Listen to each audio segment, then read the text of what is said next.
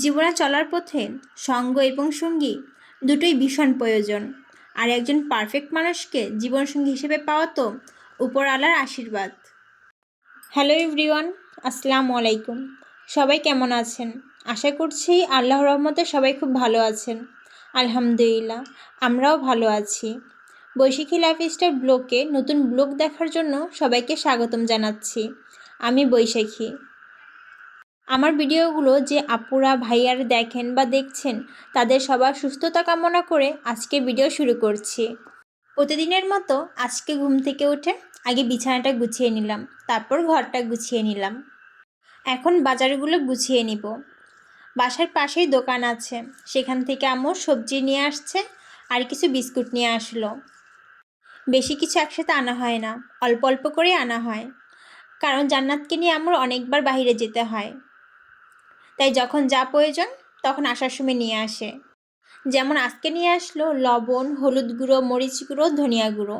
এই দোকানের মশলাগুলো খুব ভালো, তাই আম্মু খোলা মশলাগুলি আনে এই দোকান থেকে।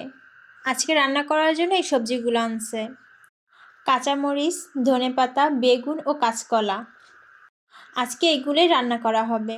সাথে অনেকগুলো বিস্কুট নিয়ে আসছে আর নুডলস। সাথে আমার পছন্দের চিপস মিস্টার টুইস্ট। আমার খুব ভালো লাগে চিপসটা খেতে, তাই আম্মু মাঝে মাঝেই নিয়ে আসে আমার জন্য। আর জান্নাতের পছন্দ আলুর। ওরটা আনার সাথে সাথে খেয়ে ফেলেছে, আর আমারটা আছে, তাই আপনাদেরকে দেখালাম। নয়তো অনেকেই বলবেন আমার জন্য এনেছেন, জান্নাতেরটা কোথায়। এদিকে আমি বাজার গোছাতে গোছাতে আম্মু ডিমগুলো ধুয়ে দিয়েছে। ডিমগুলো ফ্রিজে রেখে রান্না করতে চলে আসলাম। আম্মু মাছগুলো ম্যারিনেট করে রেখেছিল, আর এখন আমি ভেজে নিচ্ছি। এই পর্যায়ে যারা আমার ভিডিওটি দেখছেন তাদেরকে বলি, যদি আমার ভিডিওটি ভালো লাগে তাহলে লাইক করে কন্টিনিউ করবেন। আপনারা যদি এই ধরনের ভিডিও দেখতে পছন্দ করেন তাহলে আমার চ্যানেলটি সাবস্ক্রাইব করে পাশে থাকা বেল আইকনটি বাজিয়ে দিবেন।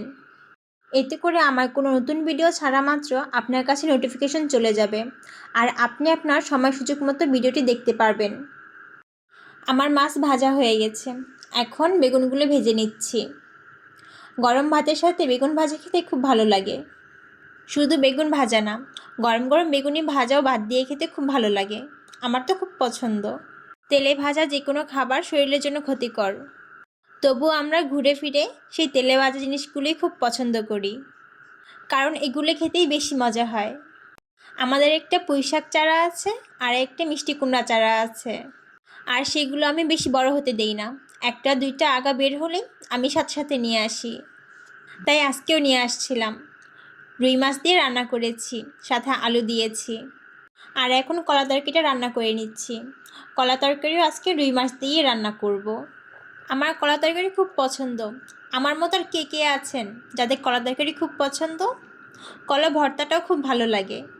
আমার তরকারি কষানো হয়ে গেছে, এখন জল দিয়ে দিলাম। রান্না করতে আমার ভালোই লাগে, ভালো লাগে না কাটাকুটি করতে। তাই আমি রান্না করলেও কাটাকুটি সব আম্মু করে দেয়। এদিকে আমার প্লাস পয়েন্ট, আমি কাটাকুটি করতে পছন্দ করি না, আর কাটাকুটি করতেও হয় না। আগে শাশুড়ি আম্মু কাটাকাটি করে দিত, আমি রান্না করতাম। আর এখন আম্মু কাটাকাটি করে দেয়, আমি রান্না করি। তাও আমার যেটা পছন্দ হয় শুধু সেটাই রান্না করি।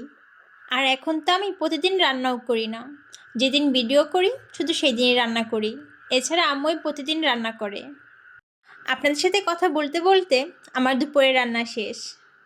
এখন গোসল করতে যাব, দেখে আম্মু চুলা ঠিক করতেছে, তাই ভাবলাম আপনাদের একটু দেখিয়ে দিই আম্মু কীভাবে চুলা বানাচ্ছে। মাটির চুলা রান্না করতে কার কার ভালো লাগে? আমরা মাটির চুলায় পিকনিক করব, তাই আম্মু এই চুলাটা বানাচ্ছে। চুলাটা এখনও কমপ্লিট হয়নি, হয়তো আরও 2-1 দিন লেগে যাবে। কেমন হয়েছে চুলাটা? আম্মুকে কি 10-এ 10 দেওয়া যাবে নাকি 4-5? কমেন্টে বলে যাবেন।